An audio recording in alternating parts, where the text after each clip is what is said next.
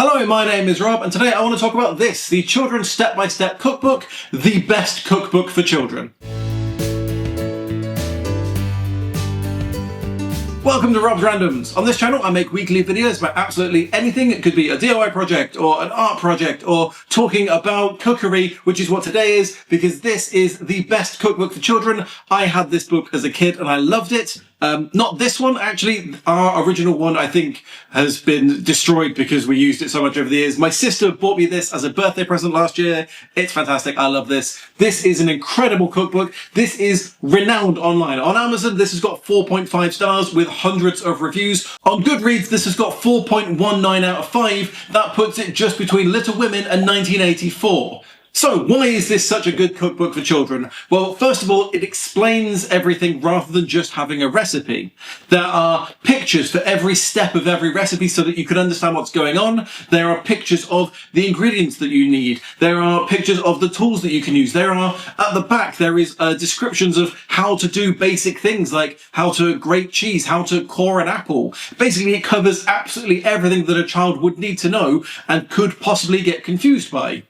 Now, the book itself covers very simple, basic recipes that a kid could be interested in, and it makes it fun. So on one page, there is a recipe for making bread, and then on the next page, it says, well, here's what you can do with all of the extra bits of dough. You can make little animals from it. It makes cooking fun for kids rather than just being, here's how you make a meal.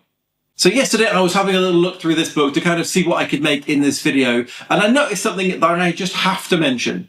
So in this book there is a recipe for jacket potato. Again, remember, this is a recipe book for children.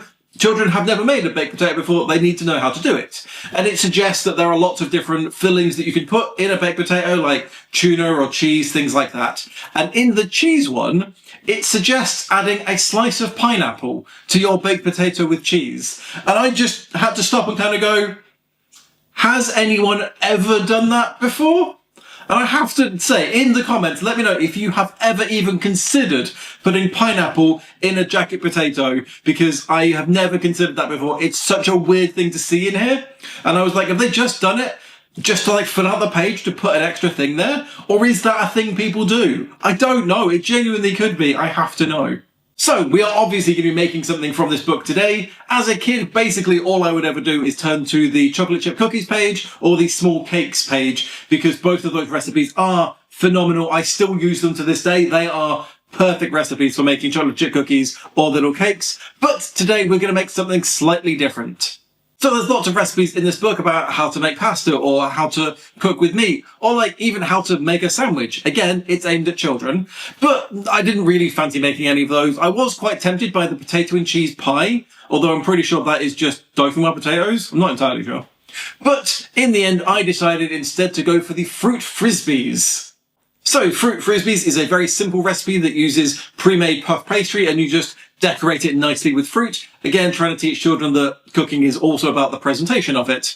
I've never made it before, so that's what we're going to do today. So let's go to the kitchen. Okay, I've got all of my stuff. I've got my fruit, I've got my jam, my sugar, I've got my book with the recipe. Let's make some fruit frisbees. So the first thing that I'm going to do is slice up this pear and try and make some nice pretty slices like they've got here. I'm not entirely sure that's going to happen. Okay, there we go, that is the pear. I feel like I may have to make slightly smaller things than I was planning to, because that's not a whole lot of slices, but that's fine. Okay, now let's try and slice this peach. Oh, that did not work the way I wanted it to.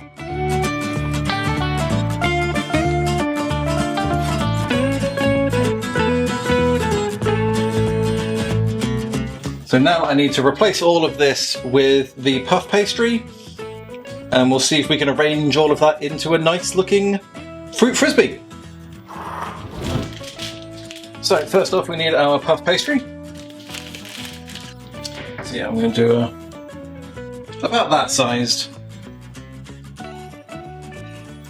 Cut out the circles, slice the stuff, brush the pastry with the melted butter. I think I've got a pastry brush somewhere. I definitely do have a pastry brush somewhere, but I can't find it. So instead we're just going to use a fork to spread it across. That is way too much butter, and I don't care. So arrange the slices of fruit on the circle. So what I'm thinking is doing pear on one side, peach on the other, because I don't think there's enough to really make it all the way. So let's see how we do.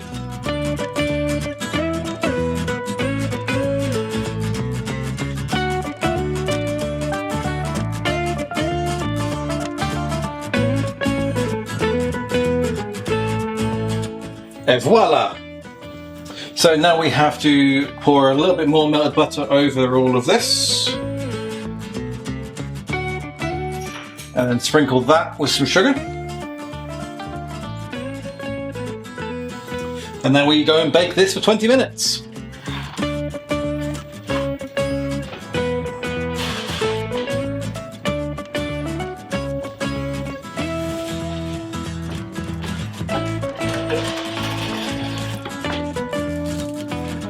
Here it is, my fruit frisbee. It doesn't look the most amazing. It did suggest putting a glacé cherry on it, but I don't have any. I thought I did, I don't. So let's give it a try. I mean, it's puff pastry with fruit and jam on it. It's going to be nice, but I'd like to try it. I'm interested to see if the pear has actually like cooked, because it was a lot more underripe than the peach was. So they probably haven't cooked at the same rate. So I'll start with a peach slice. I mean, that is delicious. Yeah, that's amazing. I mean, yeah, it's fruit and pastry and jam. It was going to be delicious. Oh, that's so good though. Okay, let's see if the pear one lives up. Again, I don't think it will. I think it will have cooked just not as much. I think it's still going to be a lot hard. Oh, there's a cat. Hey, buddy, you can't have this. This is not for you. Go on, off you pop. Good enough. Sit there. Can you see him? Hopefully you can't. Right, let's try the pear slice fruit frisbee.